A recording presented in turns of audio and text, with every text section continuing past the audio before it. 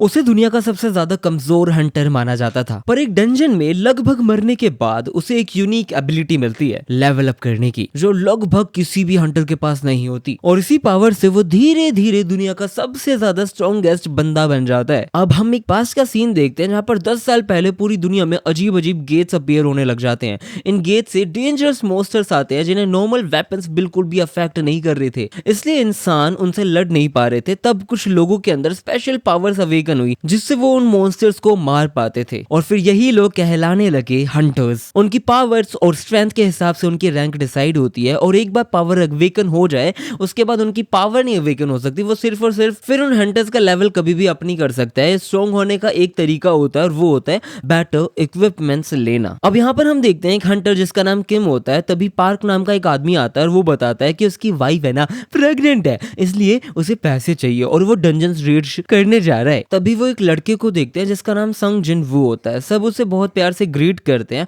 और पार्क सोचता है कि शायद कोई इंपॉर्टेंट हंटर होगा, पर नहीं, वो सिर्फ एक ई रैंक हंटर है और दुनिया का सबसे वीकेस्ट। वो एक सिंपल डंजन क्लियर करते वक्त भी लगभग मर चुका था भाई, मर चुका था। और फिर यहाँ पर एक लड़की आती है, उसका नाम जियो होता है शायद, और वो इससे पूछते है कि उसके चेहरे पर क्या हुआ। जिनवो बताता है कि वो एक ई रैंक डंजन में इंजर हो गया था क्योंकि जो उनकी पार्टी थी उसके अंदर कोई भी हीलर नहीं था। जिस पे जूही कहती है कि जो उसके टीममेट्स है ना वो काफी ज्यादा सेल्फिश है, लेकिन जिनवू खुद को ही ब्लेम कर रहा होता है, कहता है कि वो वीक है और सब उसे बर्डन समझते हैं काइंड ऑफ। और फिर बाद में यहाँ पे एक लीडर है जिसका नाम संची है, वो मीटिंग बुलाता है। सब उसके साथ काम करके खुश होते हैं क्योंकि वो काफी केपेबल हंटर है। गेट में घुसने से पहले किम जिनवू को केयरफुल रहने बोलता है कि वो केयरफुल रहे। जिनवू एक नॉर्मल सी नाइफ लेकर उसे यूज करता है क्योंकि वो कोई और अफोर्ड ही नहीं कर पाता है, लेकिन फिर भी वो बहुत ही ज्यादा डिटरमाइंड रहता है और फिर बाद में वो गेट में एंटर करता है। अब यहाँ पर हम देखते हैं ये है एक चेयरमैन। ये बताते हैं कि जो हंटर्स है ना वो मॉन्स्टर्स को मार के एसेंस स्टोन्स कमाते हैं जो बहुत ही ज्यादा वैल्यूएबल रिसोर्सेज होते हैं और ये पावरफुल इक्विपमेंट्स बनाने के भी काम आते हैं। और यहाँ पर माना क्रिस्टल्स भी मिलते हैं, लेकिन वो एसेंस स्टोन्स जितने पावरफुल नहीं होते। गवर्नमेंट्स इन्हीं स्टोन्स और क्रिस्टल को न्यू पावर सोर्स की तरह यूज करने का प्लान बनाती है, pollution free and super efficient की कोशिश। और यहाँ पर जिनवू को अपना पहला एसेंस स्टोन लगभग मिल चुका है। वो एक गॉब्लिन के ऊपर बुरी तरह अटैक कर देता है। वो फाइट करने की कोशिश करता है पर जो उसकी नाइफ होती है वो टूट कर गिर जाती है। वो खुद हर्ट हो जाता है, लेकिन जो पार्क है ना वो गॉब्लिन को मार देता है। फिर जो जिन है वो जिनवू की हेल्प करती है। बाकी सब सारे मॉन्स्टर्स को मार के डंजन बॉस भी लगभग क्लियर कर चुके हैं, वो डंजन बॉस को भी मार देते हैं। और फिर यहाँ पर सारे लोग सेलिब्रेट कर रहे होते हैं, पर जो जी है वो जिनवू को लेकर वरीड होती है बहुत ज्यादा क्योंकि वो हमेशा इंजर हो जाता है, शायद मर भी सकता है ना वो। और जब उन लोगों ने लूट कलेक्ट कर ली तो उन लोगों को लगा कि जो भी रिवॉर्ड है ना वो काफी ज्यादा कम मिला है। तभी एक हंटर उन्हें एक सीक्रेट टनल दिखाता है, गुफा दिखाता है। ये एक डबल डंजन होता है। सब बहुत ही ज्यादा एक्साइटेड हो जाते हैं, लेकिन जो बॉस है, जो हेड है, सांची जो भी नाम है इस बंदे का, ये कहता है कि अकॉर्डिंग टू द रूल्स हमें ये सारी चीजें नहीं करनी चाहिए, बिना हंटर एसोसिएशन की परमिशन के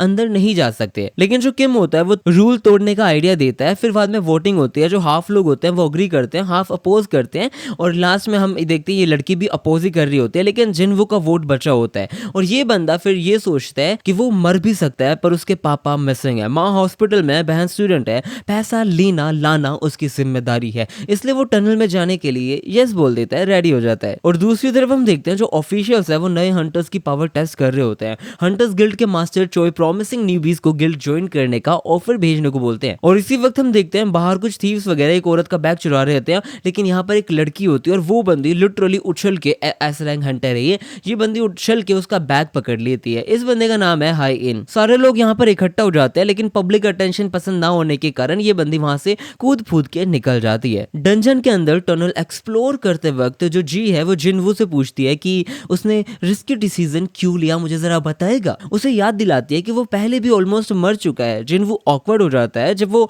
उससे डिनर का प्रॉमिस मांग लेती है ना, वो एकदम से कहती है कि अगर यहाँ से जिंदा बच गए तो प्लीज मुझे डिनर खिला दियो। और इसी टाइम पे हम देखते हैं यहाँ पर एक ह्यूज बहुत ही बड़ा दरवाजा दिख जाता है और ये लोग लिटरली अंदर घुस भी जाते हैं, इनमें दम है, और अंदर जाके शॉक्ड हो जाते हैं क्योंकि रूम में स्टैचूज बहुत बुरी तरह भरे हुए होते हैं। और सेंटर में तो एक बहुत ही बड़ा जाइंट स्टैचू है, भाई अटैक ऑन टाइटन याद आ गया। बाकी ये जो स्टैचू है वो सबसे काफी ज्यादा बड़ा होता है और वहां पे एक पुराना टैबलेट टाइप भी होता है, एक खत टाइप भी होता है जिसमें लिखा होता है worship God, praise God and prove your faith, वरना तुम यहाँ से जिंदा नहीं जा पाओगे। लेकिन जो जी है ना वो नोट करती है कि जो बड़ा वाला स्टैचू है उसकी आंख हिली थी, वो शायद उसे देख रहा है और एकदम से फिर हम देखते हैं डोर बंद हो जाते हैं। फिर पैनिक और कियोस स्टार्ट हो जाता है। एकदम से एक आदमी भागने की कोशिश करता है और एक स्टैचू उसे तुरंत मार देता है। सब शॉक हो जाते हैं क्योंकि मैं भी शॉक था भाई इस टाइम पे। और जिन्वो यहाँ पर नोटिस करता है कि ये जो डी रैंक डंजन है ये डी रैंक डंजन से काफी ज्यादा डेंजरस है। वो फिर से जेंट स्टैचू को देखता है, वो बिल्कुल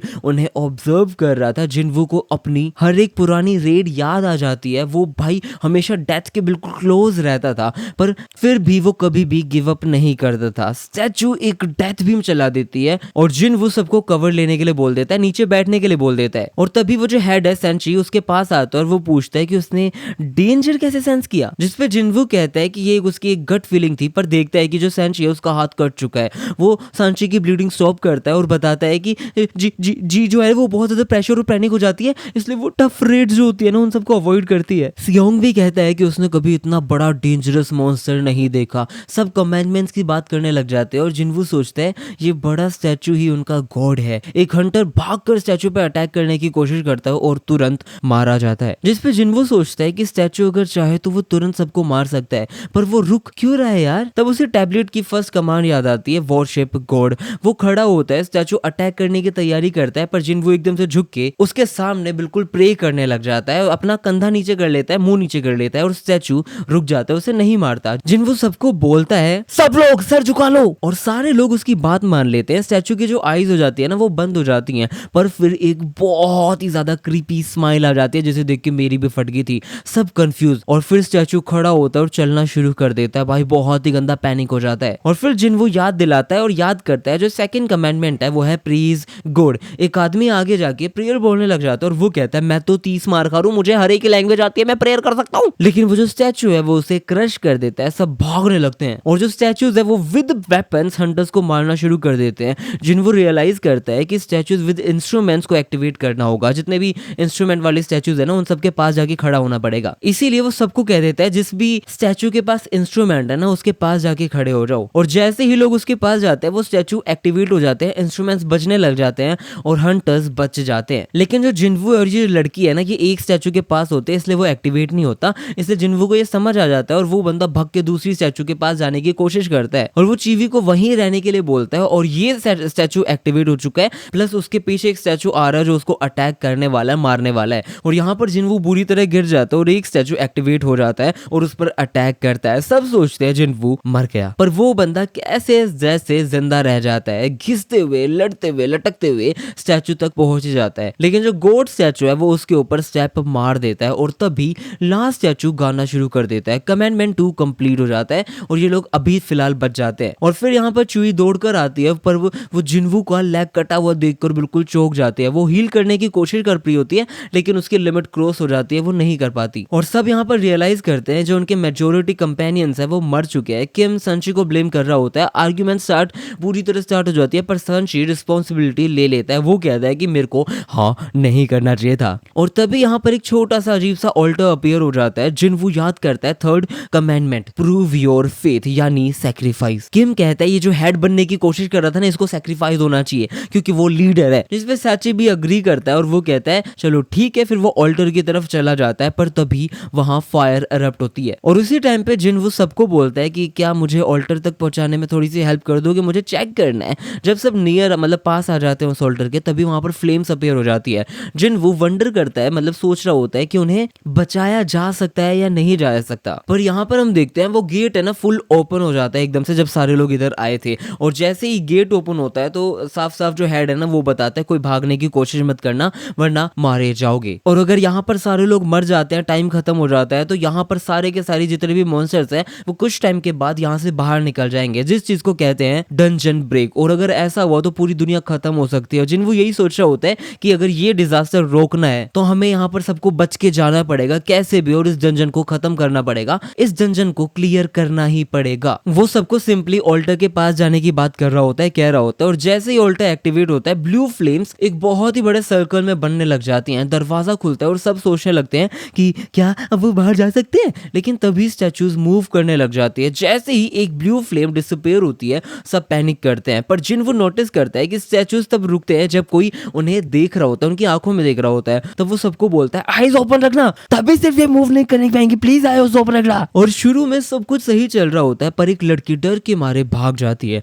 और एक रेड फ्लेम भी गायब हो जाती है। वो रूम से बाहर निकल जाती है, बच जाते हैं, सब कंफ्यूज हो जाते हैं कि ये क्या चल रहा है। कमांडमेंट था फेथ प्रूव करना। जिनवू को बुरी तरह शक होता है कि ये कोई ट्रैप है, फिर एक और भाग जाता है। तो जिनवू सबको वार्न करता है कि अगर और लोग भागे तो स्टैचूज को ब्लाइंड स्पॉट बन जाएगा, प्लीज प्लीज और नहीं भागना, प्लीज नहीं भागना, हम बच नहीं पाएंगे। उसका जो गैस था वो ये था कि जो ब्लू फ्लेम्स है ना, उनके जो टाइमर है वो जब खत्म हो जाएंगे तो वो टाइमर पे रुक जाएगा और शायद ऐसा हो सकता है कि ये लोग सरवाइव कर पाए। पर किम कहता है कि वो श्योर नहीं है भाई साहब, क्योंकि कोई प्रूफ थोड़ी है इस चीज का। और यहाँ पर किम जिनवू का बुरी तरह थैंक्स करता है। वो कहता है इतनी देर के लिए तूने मुझे सरवाइव करा दिया, थैंक यू सो मच, लेकिन मेरे पास फैमिली है, वो मेरा वेट कर रही है और मेरे को भागना पड़ेगा। और वो ऐसा बोल के भाग जाता है। जिनवू को समझ आ जाता है कि सब स्टैचूज को रोकना पॉसिबल नहीं। और तभी जो सैची है ना, वो जूही को कह रहा होता है कि जिनवू को लेकर भाग जा, साथ भाग जा। लेकिन यहाँ पर जूही कह रही होती है मेरी टांग नहीं काम कर रही, वो बैठ जाती है, उसकी एनर्जी खत्म हो चुकी है। तो जिनवू साची को बोलता है कि तुम जूही को लेकर भागो।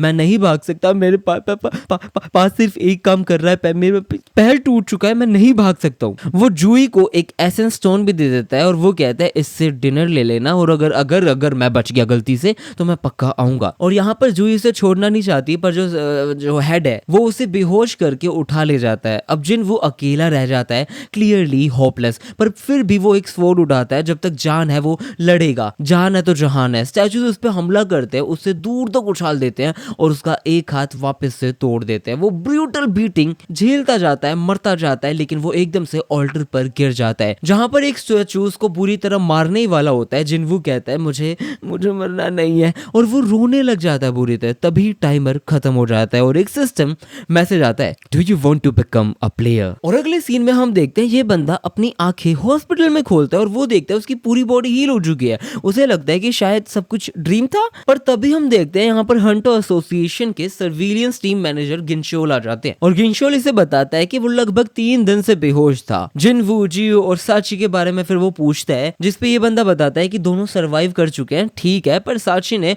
उस हेड ने अपना हाथ खो दिया है, इसलिए शायद वो हंटर रिटायर हो जाए, वो शायद हंटर ना बन पाए। जूही को बुरी तरह ट्रॉमा आ चुका है, वो ट्रीटमेंट के बाद भी मतलब नहीं सही से रेड कर पा रही है। शायद वो ज्वाइन कर ले, लेकिन पॉसिबल बहुत कम है। और जो व्हाइट टाइगर गिल्ड है ना, वो भी डंजन्स के अंदर आई थी सर्वाइवर्स के बोलने पर उन्होंने स्टैचूज नहीं देखे। उन्होंने बस ये देखा कि जिनवू कैसे जमीन पर पड़ा हुआ है, लेकिन बहुत ही ज्यादा लाशें बिछी हुई थी, वो सब देखा। सबको ये जो केस होता है ये बहुत ज्यादा स्ट्रेंज लगता है, लेकिन सारे के सारे सर्वाइवर्स की बात मान लेते हैं क्योंकि बाकी हंटर्स की बॉडी मिल गई थी। और इसी चीज पे जो गिंगशोल है ये सोच रहा होता है कि जो एक ई रैंक हंटर है उसका यहाँ पर बचना इम्पॉसिबल है। वो सोचता है जो जिनवू है ना, उसने सेकंड अवेकनिंग करी है, जो लगभग इम्पॉसिबल होता है, बट हो सकता है, बहुत कम लोगों के साथ होता है, करोड़ों में एक के साथ। और ऐसा हो सकता है उसने शायद सेकंड अवेकनिंग अनलॉक की होगी। वो एक गैजेट निकालता है और वो मेजर करने की कोशिश करता है। जिनवू एक्साइटेड हो जाता है कि वो शायद स्ट्रॉन्ग हो गया, मजा आ जाएगा। पर जैसे ही गैजेट चेक होता है स्कोर 10-11 आता है, जो लिटरली वर्स्ट पॉसिबल है।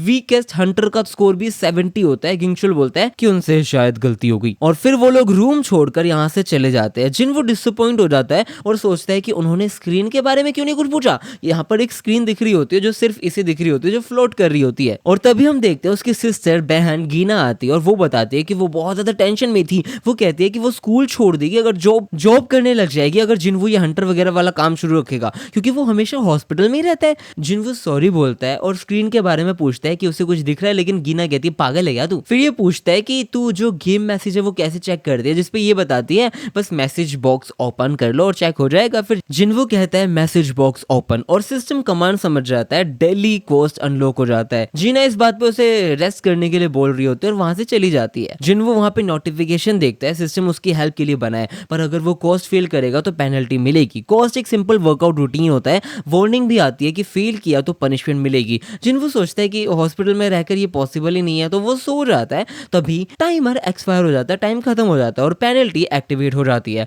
धरती हिलने लग जाती है, जिनवू की आंखें खुलती है और वो एक डेजर्ट के बीच में हो जाता है और यहाँ पर एक जायंट सेंटीपीड उसके सामने आ जाता है। सिस्टम बोलता है सर्वाइव फॉर 4 आवर्स, और ये बंदा बुरी तरह पैनिक हो जाता है, भागने लग जाता है, और भी सेंटीपीड आ जाते हैं, वो थक जाता है, ऑलमोस्ट मर ही जाता है। लेकिन टाइमर यहाँ पर खत्म हो जाता है, वो वापस से हॉस्पिटल रूम में आ जाता है। नर्सेस कंफ्यूज हो जाती हैं कि ये क्या कर रहा था, ये कहाँ था। और इधर हम देखते हैं यहाँ पर जियो को एक छोटा सा डी रैंक रेड मिली है, शायद उसके लिए बुलाया जाता है, पर वो मना कर देती है क्योंकि वो रिकवर नहीं हुई। वो जिनवू के हॉस्पिटल होने के बारे में सुनकर उसे देखने के लिए चली जाती है और यहाँ पर नर्सेज उसके बारे में कंप्लेन कर रहे होते हैं कि ये बंदा पागल है क्या, अभी अभी रिकवर हुआ है और फिर से एक्सरसाइज कर रहा है, गधा गोचू। जिन्वो थोड़ा सा रेस्ट करता है और हमें पता चलता है कि जो डेली कोस्ट है वो कंप्लीट करने पर उसकी बॉडी हील हो जाती है, एबिलिटी पॉइंट्स मिलते हैं, उसके पास इन्वेंटरी और स्किल्स भी है। भाई साहब ये क्या मजेदार चीज है, उसे सब कुछ बिल्कुल एक वीडियो गेम जैसा लग रहा होता है। और फिर वो रूम में जाता है, फिर वो लूट बॉक्स को ओपन करता है और उसे एक की मिल रही होती है जिसपे हमारा सिस्टम बता रहा होता है कि उसे एक सबवे के पास एक इंस्टेंट डंजन एंटर कर सकता है इस चीज से। वो कंफ्यूज होता है कि ये क्या होता है पर सोचता है कि इवेंट होगा जिससे वो स्ट्रॉन्ग बन सकता है। फिर बाद में जिन वो अपनी माँ को हॉस्पिटल में देखने जा रहा होता है, फिर हम देखते हैं फ्लैशबैक 4 साल पहले का। उसकी माँ अचानक बेहोश हो गई थी, डॉक्टर ने बताया था कि उसको एटर्नल स्लीप डिजीज है, उस चीज से वो सफर कर रही है। ये गेट्स की वजह से माना एक्सपोजर जब होता है ना, इसका बहुत ही ज्यादा गलत इफेक्ट 1000 में से एक बंदे को पड़ जाता है और ये जो बीमारी है उसका कोई भी क्योर नहीं है, इसलिए उनकी लाइफ सपोर्ट पर रखना पड़ेगा। पैसे के लिए जिन वो लगभग कंस्ट्रक्शन साइट पे काम करता है, फिर अचानक वो अवेकन हो गया और हंटर बनने लायक बन चुका था, पर रियलिटी बहुत ज्यादा हार्ड थी। वो बंदा लिटरली एक गॉब्लिन तक नहीं मार पाया था। दूसरे हंटर्स उसका मजाक उड़ाते, उसे बर्डन समझते और गंदा गंदा बोलते। लेकिन प्रेजेंट के अंदर हम देखते हैं जिन वो ट्रेनिंग करता रहता है, काफी ज्यादा स्ट्रॉन्ग हो चुका है, ये बहुत अच्छा हो चुका है सब। फिर बाद में वो सबवे के अंदर जाता है, जो इंस्टेंस डंजन अनलॉक हुआ था उसके अंदर। फिर दरवाजा बंद हो जाता है, सिस्टम बोलता है बॉस को हराओ या टेलीपोर्ट स्टोन यूज करो तभी बाहर जा सकते हो। जिन वो टेंशन में पर एक्सप्लोर करने लगता है। एक्सप्लोर तो करना ही है भाई, उसे पावरफुल तो होना ही है। फिर हम देखते हैं यहाँ पर 3 गॉब्लिन्स उसके ऊपर अटैक करते हैं, वो मुश्किल से बच के एक को मार देता है, फिर दोनों को मार देता है। लेकिन ये बंदा कंपैरेटिवली काफी ज्यादा स्ट्रॉन्ग हो चुका है। तब एक वुल्फ आ जाता है और एक ही अटैक में उसका नाइफ तोड़ देता है। जिन्वो को पता चलता है कि गॉब्लिन से बहुत ज्यादा स्ट्रॉन्ग है, उसके पैर कांपने लगते हैं, वो डर रहा होता है। वुल्फ अटैक करता है और जिन्वो को चोट लगती है। हीलर नहीं है यहाँ पर, कोई भी हीलर नहीं है। अगर बड़ा अटैक लगा तो ये शायद मर भी जाएगा, पर वो डॉज कर रहा होता है, कैसे जैसे बच रहा होता है और ये फील भी कर पाता है कि उसकी बॉडी काफी ज्यादा स्ट्रॉन्ग हो चुकी है, वो हल्का हो चुका है, उसका जो फियर है वो काफी ज्यादा डिसअपीयर हो चुका है। वो वुल्फ को बुरी तरह पंच मार देता है और गिरा देता है और ये कहता है अरे वाह मैं इतना ज्यादा स्ट्रॉन्ग कैसे हो गया, मजा आ गया। पर जो वुल्फ है ना फिर से उठकर अटैक करता है। जिन्वो भागने लगता है क्योंकि वेपन्स नहीं है। तभी उसे याद आता है अरे इन्वेंट्री भी तो है। वो मैजिक स्वॉर्ड निकालता है, भाई ये स्वॉर्ड इसके पास थी। वुल्फ जंप करता है और जिन्वो उसे एक स्ट्राइक में 2 टुकड़ों में काट देता है। वो शॉक हो जाता है, ये स्वॉर्ड मेरी इन्वेंट्री में कैसे, मजा आ गया, ये तो किम का है। मतलब इसे लग रहा होता है, उसे वो सोच रहा होता है ये काफी ज्यादा एक्सपेंसिव है, ये अफोर्ड भी नहीं कर सकता। लेकिन वो जितना सोचे क्या करे क्या ना करे, वो आगे बढ़ता जाता है। ये सोचते सोचते उसके जो जख्म है ना वो भी हील हो जाते हैं। भाई ये पावर तो मुझे भी चाहिए। फिर हम देखते हैं यहाँ पर 2 और वुल्फ्स आ जाते हैं और तब वो रियलाइज करता है कि जो उसका स्वॉर्ड है वो जमीन में अटक चुका है। भाई वो निकाल ही नहीं पा रहा होता। फिर जिन्वो काफी ज्यादा पैनिक करने लग जाता है, पर जैसे ही वुल्फ्स उसके पास आता है वो फाइनली स्वॉर्ड उठा लेता है और एक स्विंग में मार देता है। लेकिन वुल्फ उस स्विंग को पकड़ लेते हैं तो जिन्वो उसको एक सॉलिड किक मारता है। उसका जो ग्रिप है ना वो काफी ज्यादा वीक हो जाता है, वो उसका सर काट देता है। ये देखकर दूसरा वुल्फ भाग जाता है। थोड़ी देर रेस्ट करते हुए जिन्वो को समझ आ जाता है कि वो लेवल 2 रीच कर चुका है। मतलब यहाँ पर कोस्ट के अंदर लेवल 1, लेवल 2, लेवल 3 और लेवल 100 तक भी जा रहा है, तो वो लेवल 2 पे आ चुका है। और इसी चीज से उसे रियलाइज होता है कि वो कभी भी सिर्फ कोस्ट कंप्लीट कर करके लेवल अप नहीं कर पाएगा। जो एक्चुअल कॉम्बैट्स होती हैं, असली लड़ाई होती है, वो उसे रियल एक्सपीरियंस देता है और वही चीज उसको स्ट्रॉन्ग बनाने वाला है। वो नोटिस करता है उसके सारे स्टैट्स इंक्रीज हो गए हैं।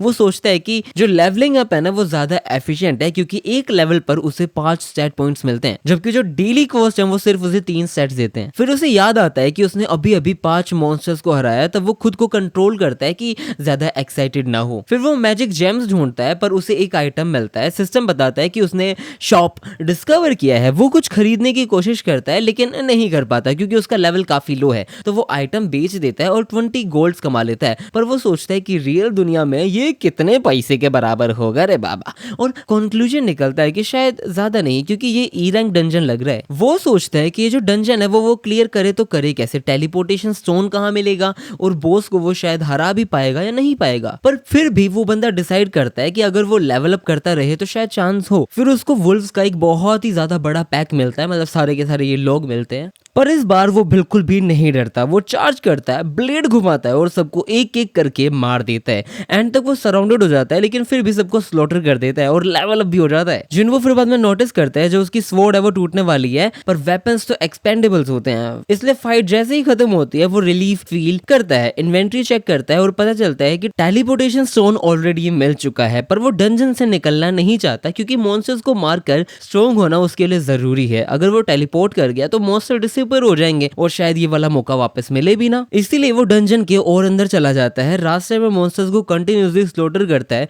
उसे लगता है फाइट्स अब आसान लग रही है। हम सीखते हैं कि वो जो मॉन्स्टर्स है उन सबका लेवल उनके नाम के कलर से जज किया जा सकता है। व्हाइट नेम वाले वीक, रेड नाम वाले बहुत स्ट्रॉन्ग। पिछले वुल्फ्स पहले रेड थे अब व्हाइट हो गए। ये उसकी प्रोग्रेस का प्रूफ है। भाई ऐसा स्ट्रॉन्ग तो बन रहा है। और छोरा बॉस की प्रेजेंस फील होती है। वो थोड़ा सा अनश्योर है कि वो बॉस को हरा पाएगा या नहीं, पर फाइट करने का डिसीजन ले लेता है। जैसे ही वो स्वैम्प एरिया में पहुंचता है एक क्रिएचर इनसेन स्पीड से उसके ऊपर चार्ज करता है। वो ब्लॉक करता है पर दूर जा फेंका जाता है, मतलब दूर जाकर गिर जाता है और उसकी स्वॉर्ड टूट जाती है। फिर एक ह्यूज सरपेंट सामने आता है, स्नेक सामने आता है। उसका नेम ऑरेंज कलर का है, मतलब उसका लेवल सेम है। उसका पूरा जो बॉडी है वो स्केल से कवर्ड है, तो स्वॉर्ड बेकार हो जाती है। कुल मिला के स्वॉर्ड काम की नहीं है। जो सांप है वो उसके पीछे पड़ जाता है। जिन वो अटैक डोज करता है पर एक बार वो टेल से इतना जोर सा हिट हो जाता है कि वो हवा में उड़ जाता है। वो लिटरली फील कर पा रहा होता है एक ट्रेन जैसी फोर्स उसकी तरफ आ रही होती है। वो लास्ट सेकंड में बच जाता है। वो फ्रस्ट्रेटेड होता है कि अभी भी काफी वीक है। वो सोचता है कि जिंदगी भर उसका मजाक उड़ाया गया है और अब वो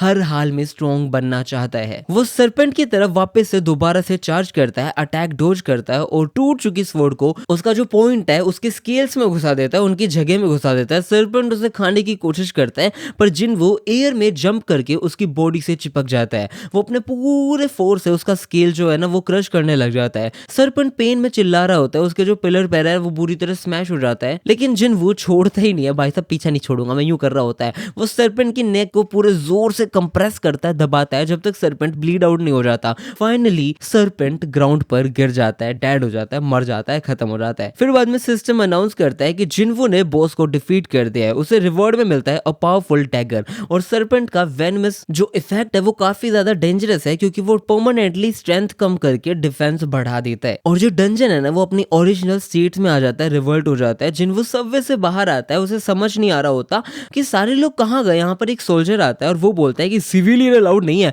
पर स्वॉर्ड देखकर सोल्जर को समझ आ जाता है कि ये एक हंटर है और वो उससे फिर पोलाइटली एस्कॉर्ट करता है, साइड जाने को कहता है। सोल्जर बताता है कि डंजन ब्रेक हुआ था, सारे के सारे मॉन्स्टर्स मारे गए हैं एक्सेप्ट बॉस। यहाँ पर बॉस पीछे पड़ा हुआ जो बहुत बड़ा है। फिर हम देखते हैं यहाँ पर एक ह्यूज गोलेम हंटर का ग्रुप है ना, बुरी तरह लड़ता हुआ दिख रहा था। सिविलियंस दूर से देख रहे होते हैं, हंटर स्ट्रगल कर रहे होते हैं क्योंकि गोलम के जो डिफेंस है वो इनसेन है। जिन वो पूछता है और नोटिस करता है कि ये सब ई रैंक के हंटर्स है इसलिए वीक है। और वो वहीं पर जियो को भी देखता है। वो बेचारी स्पेल कास्ट करने लग जाते हैं, लेकिन जो पुराने वाले डंजन का जो ट्रोमा है ना वो काफी ज्यादा होता है, जिसे वो याद करते ही ब्रेक डाउन हो जाती है। जिन वो उसकी कंडीशन समझ जाता है और उनकी मदद करने का डिसीजन ले लेता है। ये डी रैंक का बॉस है उस सरपेंट से काफी ज्यादा वीक जो उसने अभी राइट नाउ मारा था। हंटर्स वगैरह सब है ना ओवरवेल्म होने वाले थे, पिटने वाले थे। तब जिन वो क्या करता है अपनी स्वॉर्ड को इनसेन स्ट्रेंथ से थ्रो कर देता है। स्वॉर्ड गोलम को हिट करके एक ह्यूज ओपनिंग क्रिएट कर देता है। सारे के सारा जो उसका डिफेंस है वो टूट जाता है और बाकी हंटर्स उसे मार के गोलम को फिनिश कर देते हैं। वो लोग शॉक होते हैं कि ये कैसे हुआ भाई साहब, क्योंकि हम तो कर नहीं से पा रहे थे। और वो जो स्वॉर्ड थी ना उसे देखकर पूछते हैं ये किसने फेंका। सोल्जर जिन्वू की तरफ पॉइंट करता है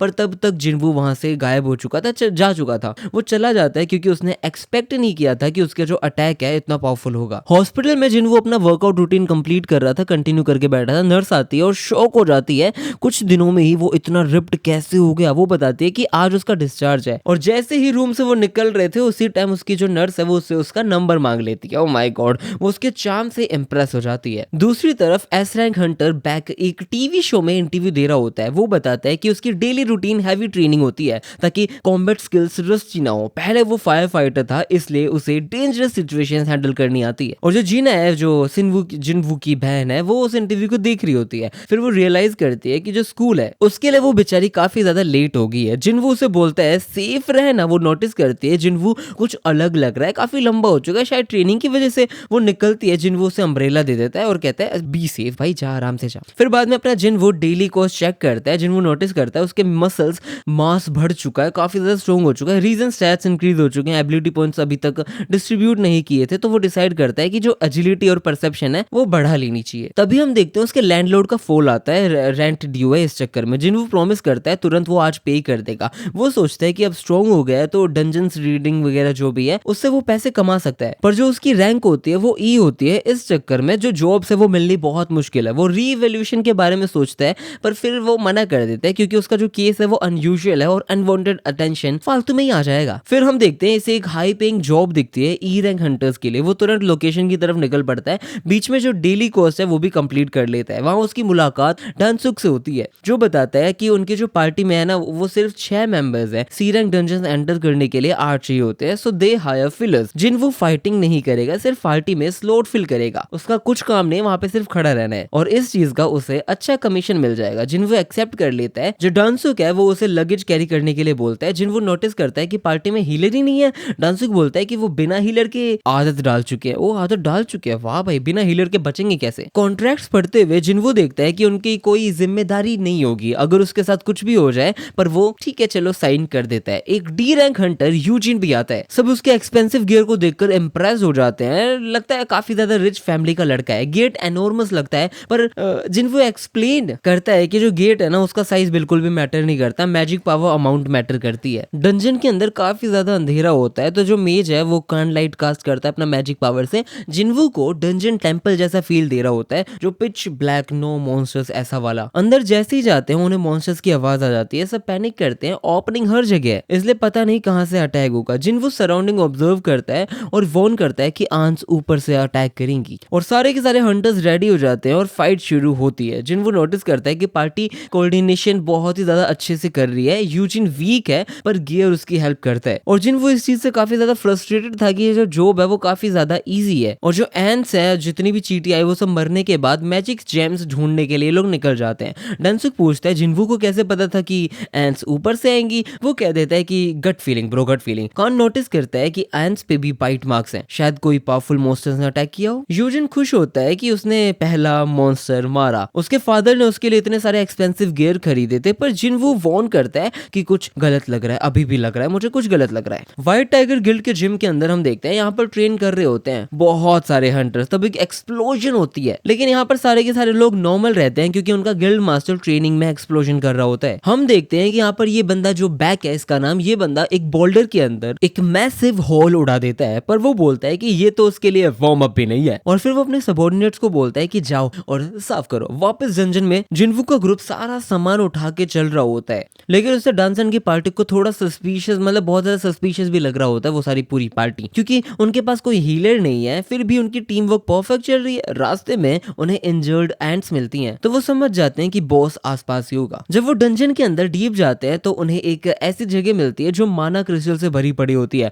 सबको लगता है कि ये तो जैकपॉट है। फिर बाद में यूजिन है ना, जिनवू का कॉन्ट्रैक्ट पड़ता है और फिर बाद में वो बताता है कि जितने भी क्रिस्टल्स वगैरह स्पॉइल्स होंगे वो इसमें काउंट नहीं होते, तो जिनवू को भी उसका पोर्शन हिस्सा मिलना ही चाहिए ना। डोंसुक अग्री करता है, पर साथ ही बताता है कि बॉस इन क्रिस्टल्स को गार्ड कर रहा है और डंजन बॉस को मारने के बाद बंद हो जाता है, जैसा कि हमें पता ही है। इसलिए वो सजेस्ट करता है कि पहले क्रिस्टल्स को माइन कर लेते हैं जब तक बॉस सो रहा है। पर डंसुक बोलता है कि उनके जो माइनिंग टूल्स वगैरह है वो डंजन्स के बाहर रह गए हैं, तो सबको वापस जाना पड़ेगा। वो यूजिन और जिनवू को अंदर छोड़ देता है और डंसुक कॉन को बोलता है कि रास्ता ब्लॉक कर दो भाई साहब। कौन है ना अपनी मैजिक से एक्सप्लोजन कर देता है और बुरी तरह पत्थर गिरा के सारा का सारा एंट्रेंस सील हो जाता है, बंद हो जाता है। और फिर जिनवू को समझ आ जाता है कि उनके साथ बहुत ही गंदा धोखेबाजी हो चुकी है। ये लोग फंस चुके हैं यार, वो धोखेबाजी में फंस चुके हैं। और फिर बाद में उसे उस हेड की याद आती है, सीनी सोनी जो भी नाम था, मैं नाम भूल जाता हूँ, कि जो डंजन्स रेड है ना उसके अंदर क्राइम रेट्स बहुत ज्यादा हाई होता है, क्योंकि कोई प्रूफ नहीं होता कि अंदर किसी हंटर्स का मर्डर हुआ है या नहीं हुआ, या कैसे मरा या कैसे नहीं मरा। और इस बात के लिए ना यूजिन खुद को ही ब्लेम कर रहा होता है क्योंकि उसने कॉन्ट्रैक्ट को मेंशन किया था, पर जिनवू जानता है कि डांसुक की पार्टी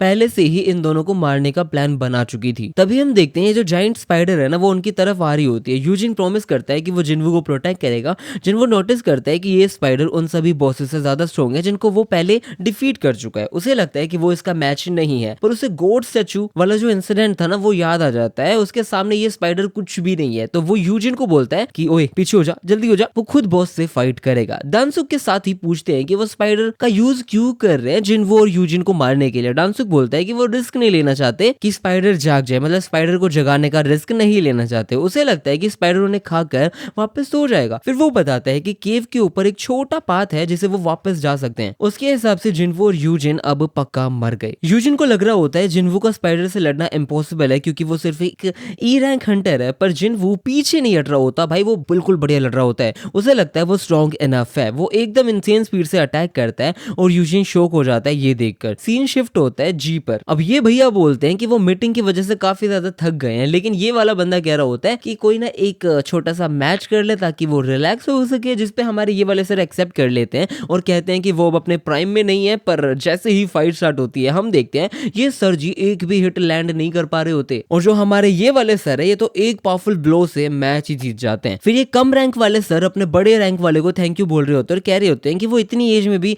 अमेजिंग स्ट्रेंथ रखते हैं यार, जिसपे ये बताते हैं कि जो ट्रेनिंग है ना वो कभी भी नेग्लेक्ट मत करो, वरना डेंजर मोमेंट्स में तो मुश्किल हो जाएगी ना भाई, दिक्कत हो ही जाती है, तुम्हें पता ही है। वापस फिर हम जिन्वो का सीन देखते हैं, वो स्पाइडर की लेग्स कट करने की कोशिश कर रहा होता है, पर स्पाइडर का जो आर्मर है वो बहुत ज्यादा टफ होता है। उसे लगता है कि स्पाइडर का एक हिट उसे सीधा मौत के कगार पे ला सकता है। जिन्वो स्ट्रगल करता है, यूजिन सोचता है जिन्वो शायद अपनी मैजिक को इंटेंशनली सप्रेस करके ई रैंक दिखाता है, जो कि सिर्फ कुछ रेयर और डेंजरस हंटर्स करते हैं। ये सोचकर यूजिन को डर लगने लग जाता है और फिर हम देखते हैं यहाँ पर इसकी फटीग बढ़ने लग जाती है। जिन्वो जानता है कि उसकी स्पीड स्लो हो रही है, इसलिए वो अपनी डैगर की स्पेशल एबिलिटी यूज करने का प्लान बनाता है। उसे लगता है कि स्पाइडर का हेड इसका वीक स्पॉट होगा, पर स्पाइडर ऐसे स्पिट कर देता है भाई, एसिड शिट। लेकिन जिन्वो कैसे जैसे रिट्रीट करना पड़ता है और रिट्रीट कर भी लेता है। रिट्रीट वो डैश स्किल यूज करता है जिससे वो और फास्ट हो जाता है। वो स्पाइडर के हेड के ऊपर अटैक करता रहता है पर कोई इफेक्ट नहीं होता। फटीग बढ़ती जाती है और वो गिर पड़ता है। स्पाइडर फाइनल ब्लो मारने आता है पर जिन्वो फुल रिकवरी एक्टिवेट कर लेता है और अटैक डॉज करके स्पाइडर की आंख में डैगर घुसा देता है। डैगर का एबिलिटी एक्टिवेट हो जाता है, स्पाइडर पैरालाइज हो जाता है और हेल्थ ड्रेन होने लग जाती है।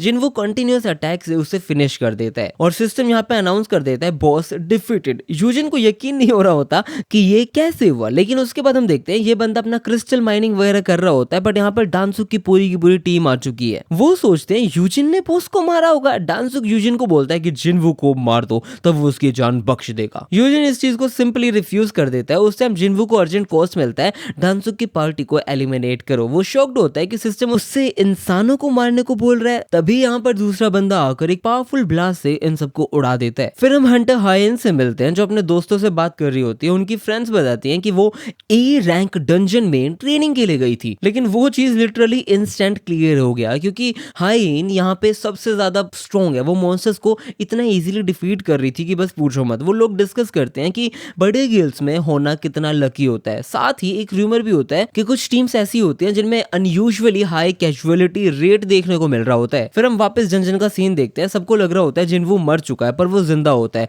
उसे याद आता है कि ये दुनिया सर्वाइवल ऑफ द स्ट्रॉन्गेस्ट पे चलता है। सिस्टम उसे फाइट करने के लिए पुश कर रहा होता है। वो खड़ा हो जाता है और एक टेरिफाइंग ऑरा रिलीज करता है। उसे बहुत ही ज्यादा वीक हंटर बोला जाता है जो अब इसको बिल्कुल बर्दाश्त नहीं है, और इसलिए अब ये इन लोगों से पूछता है क्या तुम रेडी हो कॉन्सिक्वेंसेस फेस करने के लिए। और यहाँ पर फिर हम देखते हैं डांसुक का एक कंपेनियन आता है और वो कहता है सिर्फ ई रैंक है ये। नेक्स्ट सेकंड जिन्वो उसका सर काट देता है भाई, सर काट देता है। सब शॉक हो जाते हैं। जिन्वो जानता है उसने ये अपनी जिंदगी बचाने के लिए किया है। डांसुक की पार्टी उस पर रश करती है पर जिन्वो इजीली उन्हें स्लॉटर कर देता है। फिर ये बंदा इस पे ब्लास्ट करता है पर जिन्वो वैनिश हो जाता है और एक काउंटर अटैक में उसे खत्म कर देता है। डांसुक रियलाइज करता है कि जो जिन्वो है वो अपनी रियल पावर को बिल्कुल छुपा रहा है। वो छुपाना चाहता है या क्या भी जो भी रीजन है, बट नहीं दिखा रहा है। डांसुक अपने बॉडी स्ट्रेंथिंग स्किल एक्टिवेट करता है और वो सोचता है जिन्वो सिर्फ स्पीड और डैगर पे डिपेंड करता है जो उस पर काम नहीं करेगा, पर जिन्वो उसे पकड़कर जमीन पर गिर देता है, पेल देता है। डांसुक डर जाता है, भीख मांग रहा होता है, पर जिन्वो याद दिलाता है कि डांसुक ने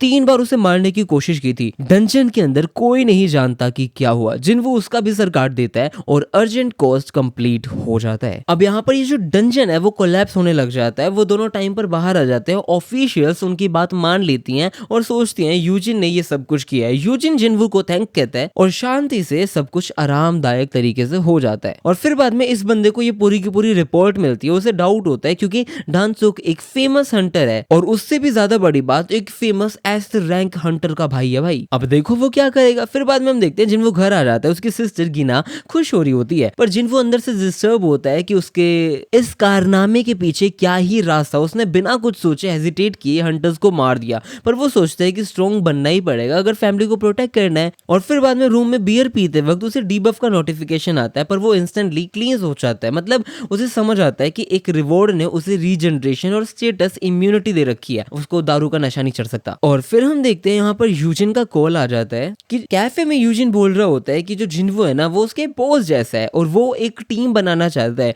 जिन्वो साफ साफ मना कर देता है, पर यूजिन इंसिस्ट करता है और बोलता है कि गिल्ड मास्टर लाइसेंस के लिए उसे 20 रेड्स का एक्सपीरियंस चाहिए। उसके जो पापा है, फादर है, वो एक ह्यूज कंस्ट्रक्शन कंपनी के ओनर है जो एक गिल्ड बनाना चाहते हैं। यूजिन एक्सप्लेन करता है कि गिल्ड मास्टर एक एस रैंक हंटर होगा और उसका जो भाई है वो सेकंड इन कमांड। पर प्रॉब्लम ये है कि जो उसका भाई है वो हंटर अवेकन नहीं हुआ अभी तक उसका भाई हंटर नहीं बना, इसलिए ये चांस यूजिन को मिल सकता है। अब यहाँ पर ऑब्वियस सी बात है, जिन्वो को ये बात तो पता ही अच्छे से कि जो कंट्री है इसके अंदर सिर्फ 7 एस रैंक हंटर्स है, जितना मुझे लगता है 9 होनी चाहिए, बट यहाँ पर 7 है और ऑलमोस्ट सब गिल्ड्स में है। सिर्फ और सिर्फ एक है जो रिटायर्ड हो चुका है और उसे अप्रोच करना बहुत ज्यादा रिस्की होगा। इसलिए यूजिन दोनों के लिए डील प्रपोज करता है। जिन्वो रेड्स करेगा, अपनी ट्रू पावर्स हाइड करके यूजिन अपने फादर्स को कन्विंस कर लेगा कि वो ई रैंक के साथ सब कर रहा है और वो जिन्वो को उनके गिल्ड हेडक्वार्टर्स का $20 मिलियन वर्थ बिल्डिंग ऑफर करता है। भाई साहब बहुत पैसा है, क्योंकि एक रेड हो चुकी है कंप्लीट, तो सिर्फ और सिर्फ 19 रेड और हेल्प करनी पड़ेगी और कुछ भी नहीं।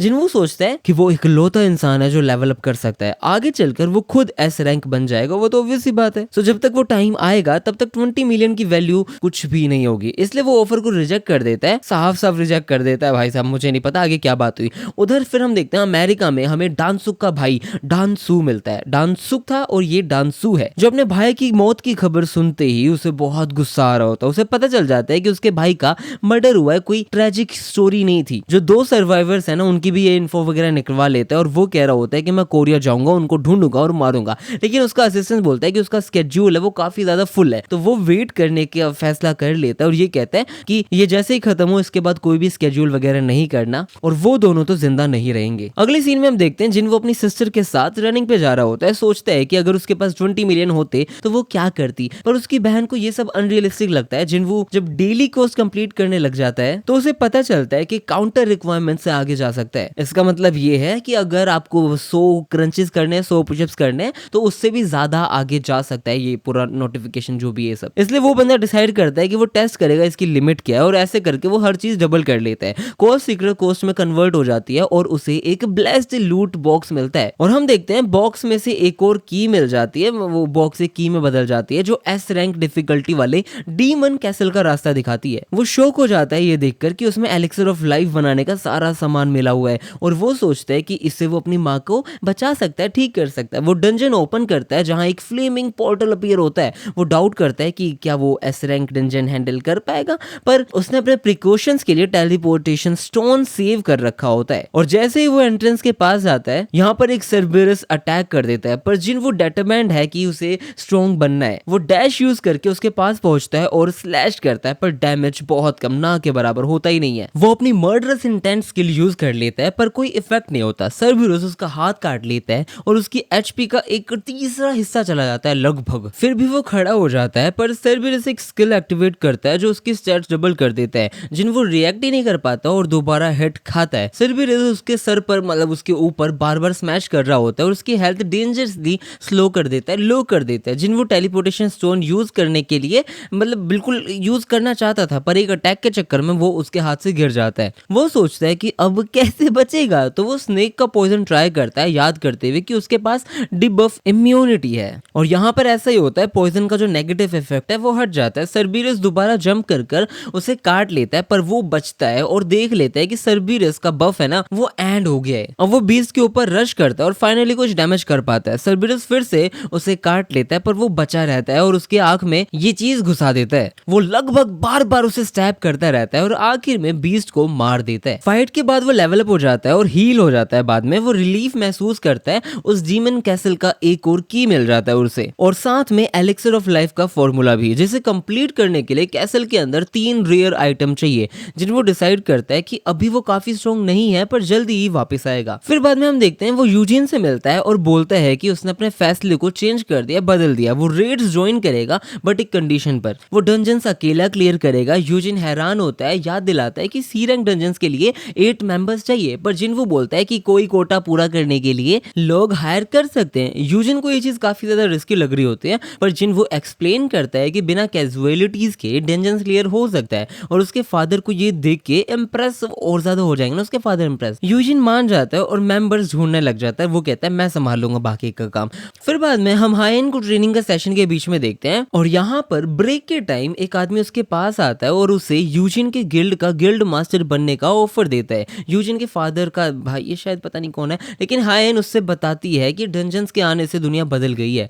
रिसोर्सेज के बिना इंफ्रास्ट्रक्चर नहीं चल सकता। हंटर्स ही वो लोग हैं जो ये रिसोर्सेज ला सकते हैं। एसोसिएशन उन्हें कंट्रोल करती है पर गिल्ड सबसे ज्यादा पैसा कमाता है। टॉप गिल्ड्स इंसेनली रिच हैं, इसलिए वो अपना गिल्ड खोलना चाहते हैं। वापस फिर हम देखते हैं जिन्वो अपना डेली कोर्स वगैरह कंप्लीट करता है। अब वो रिक्वायरमेंट से आगे नहीं जा सकता, इसलिए और ब्लेस्ड लूट बॉक्स नहीं मिलेंगे। वो स्ट्रॉन्गर होने का कोई आइटम चाहता है पर रेगुलर लूट बॉक्स से उसे बस एक बिंगो कार्ड मिलता है जो उसे यूजलेस लगता है। उसे रियलाइज होता है कि डेली कोर्स लो है। स्ट्रॉन्ग होने के लिए मॉन्स्टर्स मारने पड़ेंगे भाई, बहुत सारे मॉन्स्टर्स मारने पड़ेंगे। वो सोचता है कि पेनल्टी जोन वाले सेंटीपीड को मारे, पर उसे डाउट होता है कि उस चीज से उसे एक्सपी मिलेगा या नहीं मिलेगा, मतलब पॉइंट्स मिलेंगे या नहीं मिलेंगे। तब उसे पता चलता है कि एसोसिएशन डी रैंक डंजन के लिए हंटर्स ढूंढ रही है। तब वो ज्वाइन करने का डिसीजन लेता है पर प्रोग्रेस स्लो होने पर वो फ्रस्ट्रेट होता है। फिर हम देखते हैं यहाँ पर एक डोजो है जहाँ पर एक आदमी अपने स्टूडेंट को ट्रेन कर रहा होता है। उसे इमरजेंसी समन मिलता है। स्टूडेंट पूछता है कि क्या वो रिटायर होने वाले हैं क्योंकि उसकी एक आर्म चली जा चुकी है ना, पर वो बोलता है कि वो अभी भी सोसाइटी के लिए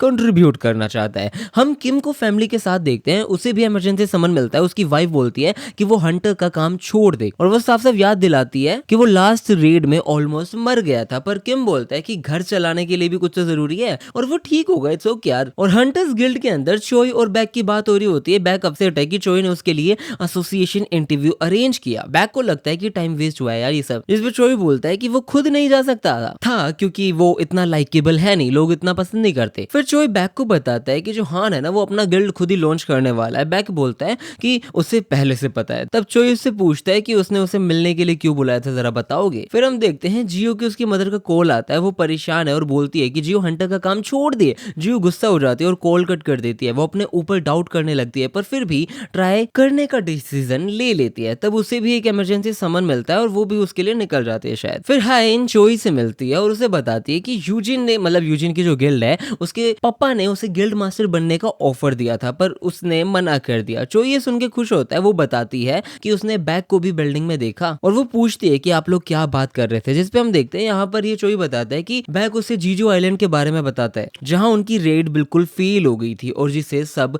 भुलाने की कोशिश कर रहे हैं। बैक को फर्क नहीं पड़ता पर चोई इमोशनल हो जाता है। वो आइलैंड को क्लियर करना चाहता है और बैक से हेल्प मांगता है। बैक को अपने डेड फ्रेंड याद आते हैं और वो चुप हो जाता है। सिटी में ये हेड अंकल चल रहे होते हैं अपनी मैजिक पावर्स के बारे में सोचता हुआ। उसे लगता है ये जो मैजिक वगैरह है वो उसके स्पोर्ट्समैन स्टाइल के साथ मैच होता ही नहीं है। और फिर बाद में उसकी मुलाकात हो जाती है जिन्वू से, जिसका हील्ड लेग, हील्ड हैंड सब कुछ देख के वो शॉक हो जाता है। जिन्वू बोलता है कि वो सुबह उठकर ठीक हो गया था, पता नहीं कैसे। साची सोचता है कि कोई हाई रैंक वाला हीलर पक्का मिल गया होगा इसलिए वो बंदा वहां पे ठीक हो गया होगा। वो खुश होता है पर रियलाइज करता है कि उसका खुद का आर्म अभी तक वापस नहीं आया। जिन्वू सैड हो जाता है पर साची बोलता है कि वो ठीक है, इट्स ओके फाइन। फिर वो पोर्टल पर पहुंचते हैं जहां जूई, किम और एक और इंसान मिलता है। जूई हैप्पी होती है पर बाकी लोग शर्मिंदा क्योंकि उन्होंने जिन्वू को सैक्रिफाइस किया था। जियू नोट करती है। फिर जिन्वू को बिल्कुल अलग लग रहा होता है। उसके बाद हम देखते हैं यहाँ पर एक वैन आती है जिसके अंदर 3 कन्विक्ट्स होते हैं। ऑफिशियल बताता है कि हंटर्स कम है इसलिए क्रिमिनल्स रेड में हेल्प करेंगे। वो सबको अश्योर करती है कि बी रैंक हंटर्स गैंग को उनको कंट्रोल में रखेगा। अगर वो शरारत करे तो वो उनको वहीं मार देगा। No no no problem. Jinwoo को तो ये सारे लोग सस्पिशियस लग रहे होते हैं। वो जियू को मना करता है कि रेड को ज्वाइन ना करे पर जियू बोलती है कि भाई ओए प्लीज मुझे मत पता, मैं साथ रहना चाहती हूँ। गैंग कन्विक्ट्स को कि जितनी भी रिस्ट्रेंट्स थी, मतलब जो भी वो हथकड़ी वगैरह थी, वो सब हटा देता है और वार्निंग देता है अगर कुछ उल्टा किया तो वो मार डालेगा। वो पूछता है रेड लीडर कौन होगा और जिन्वू साची को चूज करता है और साची भी खुद भी कहता है कि मैं खुद ही मैं चाहता हूँ कि मैं खुद रेड लीडर हो जाऊं। साची ग्रेटफुल फील करता है। जिन्वू को थैंक्स बोलता है for saving everyone in the temple. फिर सब पोर्टल में एंट्री लेते हैं। अंदर हम देखते हैं गॉब्लिन से अटैक्स करते हैं पर कन्विक्ट्स उन्हें इजीली मार देते हैं। साची सोचता है कि शायद यही असली मॉन्स्टर है। जिन्वू भी गॉब्लिन्स को आसानी से खत्म कर देता है और जूई नोट करती है कि अभी तक उसे हील करने की जरूरत नहीं पड़ी, मतलब ये स्ट्रॉन्ग तो हो चुका है। आगे उन्हें एक फॉल्ट मिलता है। कैंग बोलता है कि स्प्लिट हो जाओ। वो कन्विक्ट्स को एक रास्ते पे ले जाता है और बोलता है बॉस रूम मिले तो रीग्रुप हो जाना, जल्दी बता देना। जिन्वू अपने परसेप्शन से पूरा का पूरा जो बॉस का रास्ता है ना वो पता लगाने की कोशिश करता है और लगभग लगा भी लेता है क्योंकि जो गॉब्लिन्स है वो बहुत कम एक्सपी देते हैं। इसलिए वो साची को लेफ्ट पाथ पे जाने के लिए कहते हैं और खुद बॉस वाले रास्ते पे जाने की कहते हैं। और यहाँ पर सब अलग अलग हो जाते हैं। जिन्वू वो देख लेता है कि जो कैंग है उसे सीक्रेटली वॉच कर रहा है और यहाँ पर किम एक गॉब्लिन को मार देता है। वो खुश होता है कि ये वीक है। दूसरा आदमी होप करता है सब स्मूथ चले। किम बोलता है डंजन लो लेवल लग रहा है क्योंकि उन सब ने वीकेस्ट हंटर को भी मिशन में ले लिया है। और यहाँ पर ये आदमी रिमाइंड कराता है कि जो जिन्वू है ना वो लास्ट डंजन में भी था। किम गिल्टी फील करता है कि उन्होंने जिन्वू को छोड़ दिया था और डिसाइड करता है कि ये रेड खत्म होते ही वो उससे माफी मांगेगा, सॉरी बोलेगा, सच में सॉरी बोलेगा। उधर ये जितने भी जेलर्स से कन्विक्ट से वो गॉब्लिन से बोर हो जाते हैं। फ्लैशबैक में दिखाया जाता है कि कैंग एक आदमी से बात कर रहा है जिसका कहना है कि ये 3 क्रिमिनल्स ने उसकी बेटी के साथ बुरा किया था, रेप किया था और वो सदमे से मर गई। हंटर्स डंजन्स रेड में जाके अपनी सजा कम कर लेते हैं और आदमी को ये गलत लगता है, इसलिए वो कैंग को पैसे देता है कि रेड के अंदर इन तीनों को मार दे, जान से मार दे, ताकि कोई सच कभी भी किसी के सामने ना आए, बाहर ना जाए। और वापस हम प्रेजेंट में आ जाते हैं। यहाँ पर हम देखते हैं कैंग उन लोगों को बोलता है कि गॉब्लिन से लड़ते हुए ये सारे के सारे लोग मर गए और हम देखते हैं इजीली सबको खत्म कर देता है और उन्हें टॉर्चर करने ही वाला था। तभी वहां पर किम अचानक आ जाता है। इस बीच जिन्वू को याद आता है कि वो कैंग से हॉस्पिटल में मिला था और वो होप करता है कि कैंग उसे पहचाने नहीं। तभी एक जोर से स्क्रीम सुनाई देती है तो वो दोनों भागते हुए लौटते हैं और कन्विक्ट्स की डेड बॉडी देखते ही ये लोग घबरा जाते हैं। और दूसरी तरफ किम का जो कंपेनियन है वो गिरा हुआ होता है। किम भी बहुत बुरी हालत में होता है। जूही तुरंत आगे बढ़कर उसे हील करने की कोशिश करती है। साची को समझ आ जाता है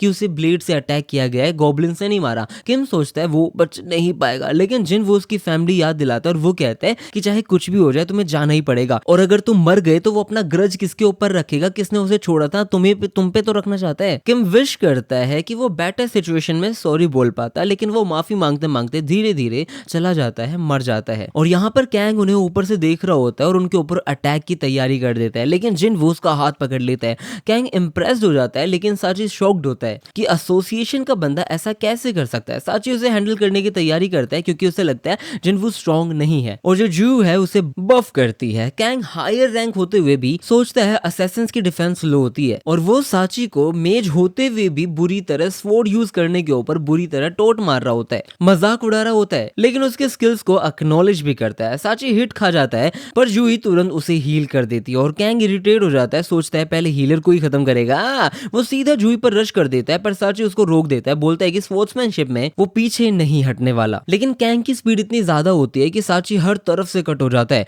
जूही उसे हील करने की कोशिश कर रही होती है पर उसकी पावर खत्म हो चुकी होती है। कैंग सोचता है अब सब खत्म है, लेकिन ये जो हेड भैया है वो अचानक से फायर ब्लास्ट कर देते हैं। कैंग उसे कैसे कैसे बच जाता है और वो स्वॉर्ड को डिस्ट्रैक्शन बनाने का प्लान का अप्रिशिएट करता है कि कैसे स्वॉर्ड स्मैशन दिखा के ये अपना मैजिक पावर छुपा रहा था। वो इस आदमी को खत्म करने जा रहा होता है, तभी जिनवू उसे पीछे धकेल देता है। कैंग कंफ्यूज होता है कि ये बंदा है कौन। जिनवू खुद को एक ई रैंक हंटर बताता है, लेकिन कैंग को यकीन नहीं होता क्योंकि जिनवू उसके 2 अटैक्स रोक चुका था। उसे लगता है जिनवू ने सेकंड अवेकनिंग की होगी, जिसपे ये हेड सोच रहा होता है ये पक्का डबल डंजन की वजह से हुआ होगा। और कैंग को फाइनली याद आ जाता है जिनवू कौन है, लेकिन उसे लगता है एक्सपीरियंस की वजह से अपर हैंड उसके पास ही है। जिनवू पूछता है कि उसने ये सब क्यों किया, तब कैंग बताता है कि विक्टिम के फादर ने उसे राक्षसों को मारने के लिए पैसे दिए थे जस्टिस के नाम पर। लेकिन जिनवू कंफ्यूज होता है क्योंकि किम को साइलेंस करने की बजाय टॉर्चर किया गया। उसे लगता है कैंग झूठ बोल रहा है और यहाँ पर जिनवू और कैंग का फाइट स्टार्ट हो जाता है और साची शौक होता है कि दोनों कितनी स्पीड से मूव कर रहे हैं। स्पीड सेम लगती है पर कैंग को अपने एक्सपीरियंस से भरोसा हो रहा होता है बहुत ज्यादा। वो जिनवू की आंखों में मिट्टी फेंक देता है और मल्टीपल स्लैशेस लैंड करता है। तभी हम देखते हैं जिनवू का सिस्टम एक्टिवेट होता है और उसे क्वेस्ट मिलता है कैंग को डिफीट करो कैसे भी करो। जिनवू अपनी पावर गैदर करता है और भी फास्ट हो जाता है और जो कैंग होता है वो उसके डैगर की पॉइजन से हिट हो जाता है, लेकिन वो अपने खुद के स्किल यूज करता है और एकदम से वैनिश हो जाता है। ये स्टील्थ करके कोई स्किल है वो यूज करके गायब हो जाता है। जिनवू उसे ढूंढता है पर कैंग की स्टील स्किल उसे पूरी तरह इनविजिबल बना देती है। कैंग उसे लेग पे बुरी तरह स्लैश कर देता है और बोलता है कि कोई भी उसकी स्किल देखता है, अगर देखता है तो वो जिंदा नहीं बचता या तो नहीं देखता। उसे लगता है अब वो और फास्ट हो गया पर जिनवू फुल रिकवरी यूज कर लेता है और तुरंत हील हो जाता है। कैंग शॉक हो जाता है कि एक कॉम्बैट हंटर हीलिंग मैजिक कैसे यूज कर सकता है। वो दोबारा वैनिश होता है, लेकिन इस बार जिनवू उसके ब्लड लस्ट को ट्रैक करके उसके अटैक्स ब्लॉक कर लेता है और उसे मार देता है। जिनवू अपने मर्डरस इंटेंट अनलिश करता है। कैंग पूरी तरह ओवरवेल्म हो जाता है और एक ही मोमेंट में डिफीट हो जाता है। जिनवू अपना कोर्स कंप्लीट करता है, स्टेल्थ स्किल भी गेन कर लेता है। कैंग पूछता है ये बंदा है कौन, तो जिनवू बोलता है उसे पता नहीं, वो बस एक हंटर है जो हर फाइट के साथ स्ट्रॉन्ग हो रहा है। और वो खुद भी सोच रहा होता है कि वो सच में कितना ज्यादा स्ट्रॉन्ग हो चुका है, लेकिन उसे अंदर से कुछ टूट सा जाता है, कुछ अजीब सा फील हो रहा होता है। जूही और साची उसका शुक्रिया कर रहे होते हैं। वो उन्हें साफ साफ बोल देते हैं कि डंजन से निकल जाओ, बाकी वो खुद हैंडल कर लेगा। जब वो फाइनल बॉस से फाइट करने जा रहा होता है, गिंगचोल वहां पहुंच जाता है। उसे शॉक लगता है कि कैंग सीक्रेटली लोगों को मार रहा था। वो सोचता है वो सुपरविजन होते हुए भी बहुत केयरलेस था। असिस्टेंट उसे सर्वाइवर्स के पास ले जाता है और वो जिन्वू को देखकर और ज्यादा शॉक हो जाता है। गिंगचोल पूछता है कि कैंग को किसने मारा। जिन्वू सोचता है वो पकड़ा गया। तभी साची अचानक क्लेम कर देता है कि उसने कैंग को मारा है, तो प्लीज उसको कुछ मत बोलो। गिंगचोल डाउटफुल होता है क्योंकि ये जो बंदा है ये लोअर रैंक का है, तो वो नहीं मार सकता। लेकिन ये बंदा कहता है कि जो हीलर है ना, उसकी वजह से हमारी जीत हो पाई है। गिंगचोल अभी भी सस फील कर रहा होता है, मतलब उसे फील नहीं हो रहा होता कि ऐसा कुछ हुआ, पर टेम्परेरीली मान लेता है। जिन्वू रियलाइज करता है कि वो ज्यादा कॉन्फिडेंट नहीं हो सकता क्योंकि उसे फील होता है कि ये जो भी बंदा है, गिंगचोल जो भी इसका नाम है, एक हाई रैंकिंग हंटर है और उसके सामने वो कुछ भी नहीं है। और फिर ये बंदा सॉरी बोलता है फॉर इंटरफियरिंग और कह देता है कि जिन्वू अपना स्ट्रेंथ हाइड कर रहा होगा किसी रीजन से। जी रियलाइज करता है जिन्वू कितना बदल गया है, लेकिन वो खुद मिशंस में फेल होने का डर रखती है। उसे याद आ जाता है कि पहले हमेशा उसे जिन्वू को बचाना पड़ता था क्योंकि वो हमेशा इंजर्ड होता था।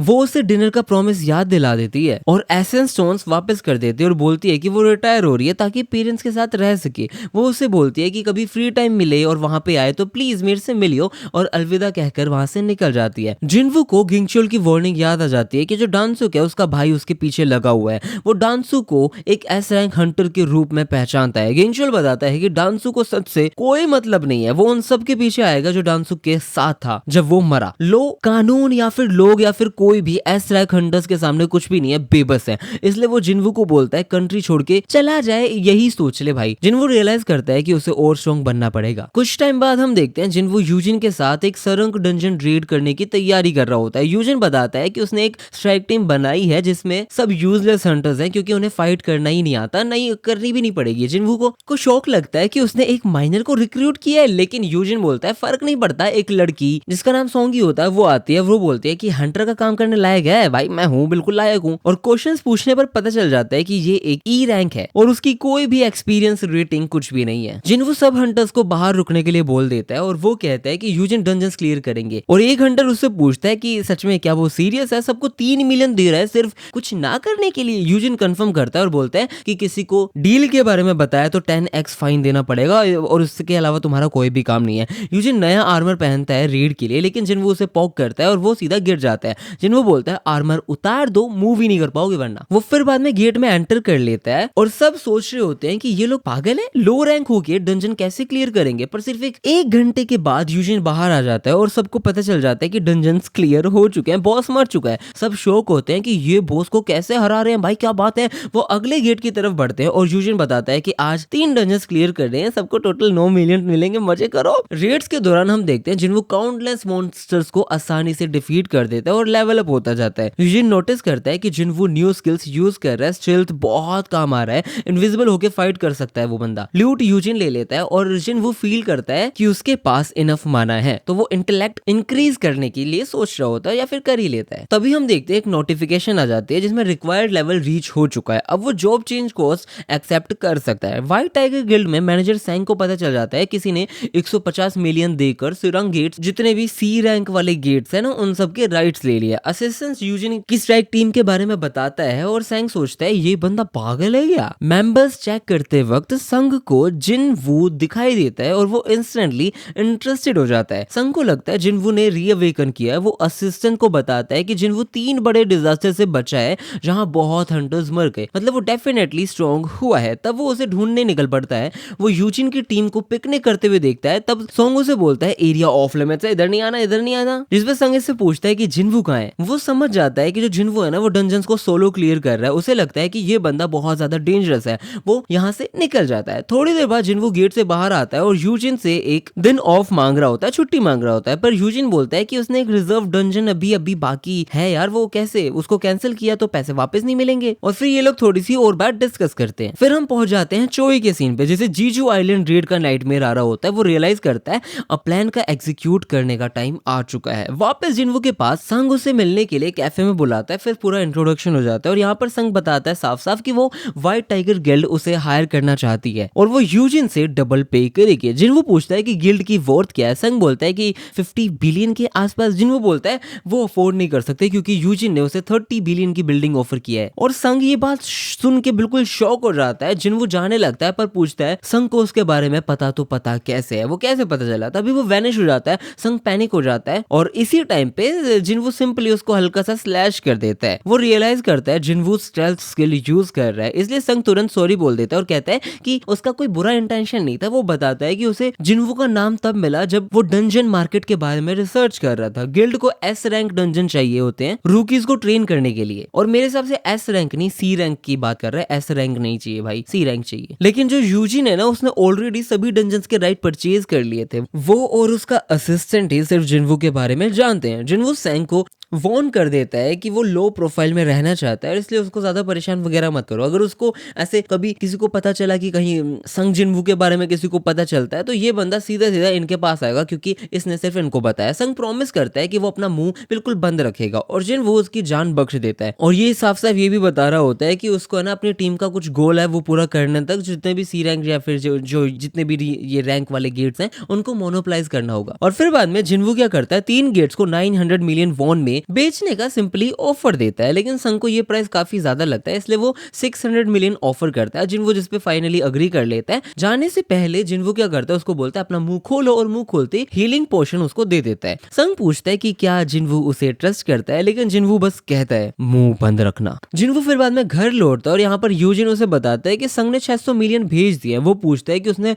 डंजन इतने हाई प्राइस पे कैसे भेज दिए, पर जिनवू कुछ नहीं बताता। थोड़ी देर बाद संग रियलाइज करता है कि उसके साथ स्कैम हो गया, क्योंकि बाकी रैंक डंजन आधे से भी कम प्राइस में बिक रहे हैं। तभी जिनवू को मैसेज आता है कि वो सारे के सारे इंसिडेंट को भूलना चाहता है, इसलिए इट्स ओके, मैं भूल रहा हूँ, ठीक है, भूल रहा हूँ। संग समझ जाता है कि अब दोनों का हिसाब बराबर हो गया है। और फिर हम देखते हैं जिनवू शहर छोड़कर एक जंगल में जाता है, जहाँ वो अपना जॉब चेंज कोर्स कंप्लीट करने की प्लानिंग करता है। उसे लगता है कोर्स काफी ज्यादा टफ होगा, पर फिर भी वो एक्सेप्ट कर लेता है। एक पोर्टल अपीयर होता है और वो एंटर कर जाता है। डंजन पहली नजर में पीसफुल लगता है, लेकिन सिस्टम बताता है कि इसके अंदर वो हील नहीं कर सकता और डंजन क्लियर होने तक बाहर भी नहीं जा सकता। और यहाँ पर एक नाइट उसकी तरफ आ रहा होता है, तो जिनवू अपना डैगर निकालता है और अटैक करता है, लेकिन उसका कुछ इफेक्ट ही नहीं होता। वो क्रिटिकल हिट भी ट्राई करता है, पर आर्मर फटता ही नहीं। तब वो डिसाइड करता है कि डैगर बेकार है और अपने बेयर हैंड से नाइट्स का सर फोड़ देता है। पर फिर एक पूरा का पूरा ग्रुप ऑफ नाइट्स आ जाता है। अब उसका क्या करेगा ये। अब यहाँ पर हम देखते हैं यूजिन के सीन पे, जो अपनी फैमिली के साथ डिनर कर रहा होता है। उसका भाई यूजोंग, इसका नाम शायद यूजोंग है, एक गिल्ड बनाना चाहता है, पर उसको एस रैंक हंटर नहीं मिल रहे, इसलिए वो ओवरसीज हंटर रिक्रूट करने का सोच रहा है। उसे पता है यूजिन भी सीक्रेटली गिल्ड शुरू कर रहा है। वो यूजिन को वार्न करता है कि उसके रास्ते में मत आना। यूजिन चुप रहता है, सोचता हुआ कि उसका भाई शौक हो जाएगा जब उसे जिनवू के बारे में पता चलेगा। और यहाँ पर हम देखते हैं जिनवू नाइट को ब्रूट स्ट्रेंथ के साथ हरा देता है, पर थकान होने लग जाती है। उसे एक प्रेजेंस महसूस होती है। वो एक तुरंत बढ़िया से असैसिन को स्टैप कर देता है। वो भी स्टेल्थ स्किल यूज कर रहा होता है और यहाँ पर एक मेज अटैक करता है, पर वो अटैक मिस हो जाता है। जिनवू समझ जाता है कि एक ये एनिमीज उन मॉन्स्टर्स जैसे हैं जिनकी वीकनेस अलग अलग होती है। काफी स्ट्रगल के बाद वो सबको हरा देता है और एक आर्मर मिलता है, हल्का, फ्लेक्सिबल और स्टैमिना रिकवर करने वाला। आगे बढ़ते हुए उसे एक ह्यूज डोर दिखता है। अंदर थ्रोन रूम होता है जहां नाइट कमांडर इग्रिस आता है। Knight commander Igris, my favourite. Jinwoo उसकी पावर फील करके शॉक हो जाता है। इग्रिस तुरंत चार्ज करता है, जिनवू डोज करता है, पर अटैक में इतनी पावर थी कि पीछे जितने भी पिलर थे वो सारे के सारे टूट जाते हैं। भाई साहब, इग्रिस के स्ट्रेंथ और डिफेंस काफी ज्यादा है, बहुत ज्यादा है। जिनवू स्पीड मैच कर सकता है, पर डैगर बिल्कुल काम नहीं आता। तब वो डिसाइड करता है कि बेयर हैंडेड फाइट करेगा। इग्रिस भी अपना स्वॉर्ड फेंक कर भाई फेयर फाइट करने के मूड में होता है, समझदार है ये। इस बीच ये बंदा और चोई अपने मिशन प्लानिंग डिस्कस करते हैं। गन वॉर्न करता है कि पब्लिक अभी भी जू आइलैंड डिजास्टर नहीं भूली है। और हम यहाँ पर देखते हैं वापस डंजन में इग्रिस जिनवू को ब्रूटल तरीके से पीट रहा होता है। अगर इसके पास आर्मर नहीं होता तो ये खत्म था भाई, जिनवू मर जाता, मारा जाता। वो डैश स्किल से स्पीड बूस्ट करता है और पूरी स्ट्रेंथ से अटैक करता है, पर इग्रिस काउंटर कर देता है। काफी कोशिश के बाद एक ब्लो लगता है जो इग्रिस को थोड़ी देर के लिए स्टन कर देता है, पर फिर वो एनरेज होकर और भी डेंजरस हो जाता है। जिनवू ऑलमोस्ट हार जाता है, पर वो स्वॉर्ड को पुश करके इग्रिस को ब्लाइंड कर देता है और कॉर्नर में स्मैश करता है। इग्रिस डैगर को पकड़ के उसे मारने ट्राई करता है, पर डैगर वैनिश हो जाता है क्योंकि वो ऑनर चेंज नहीं कर सकता। जिनवू डैगर वापस से इक्विप कर लेता है और हम देखते हैं ये इग्रिस की नेक पे फुल पावर से अटैक करता है और इग्रिस मर जाता जाता है, खत्म हो जाता है। जिन्हों को समझ आ जाता है कि ये जीत प्योर लक से हुई है। भाई साहब मुझे नहीं लग रहा था मरना चाहिए था, क्योंकि इग्रिस बहुत पावरफुल है। और फिर बाद में इसे रिवॉर्ड्स मिलते हैं, एक एस रैंक हेलमेट और एक रियोन स्टोन, जिसे रूलर्स हैंड स्किल मिलती है, ऐसा कुछ मान लो। लेकिन अचानक पोर्टल्स ओपन होते हैं और सिस्टम बोलता है survive as long as possible. बहुत सारे नाइट्स अंदर आ जाते हैं जिन वो फाइट करता है, पर एनिमीज बहुत ज्यादा होते हैं। वो स्टिल्थ यूज करता है, पर मेज उसकी लोकेशन रिवील कर देता है। वो मर्डर सेंटेंस से उन्हें